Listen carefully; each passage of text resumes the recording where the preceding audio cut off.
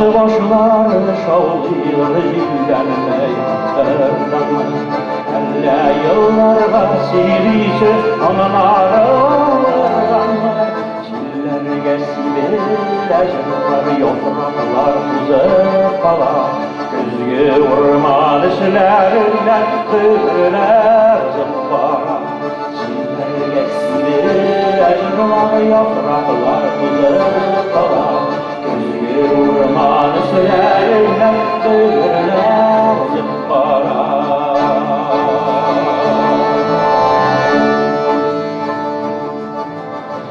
Savaş başlar bizim belki Şularda dalıysan bu ay Ağaçlar şavlıyor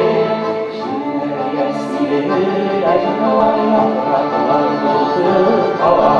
Gözgü vurman işlerle kırılar zımbara Şiir yesilir acılar yapraklar bozuk hava Vurman izlerden döner zımbara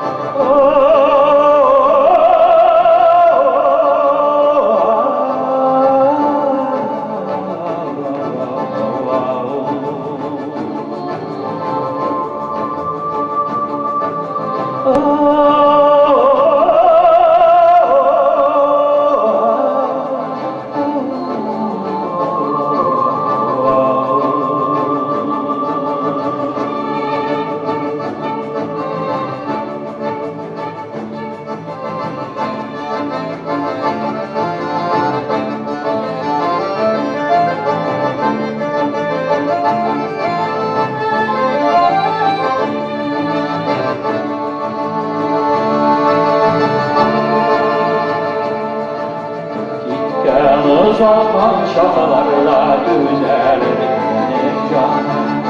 İsabı iken ormanlar şavlivarın amanı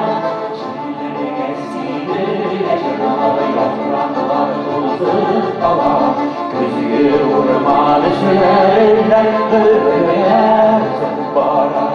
Çilleri geçsidir ecralı yapraklar tuzlu kala Gözgü vurman işlerden kırılar zımbara Çiller geçti acılar yapraklar tuzlu kala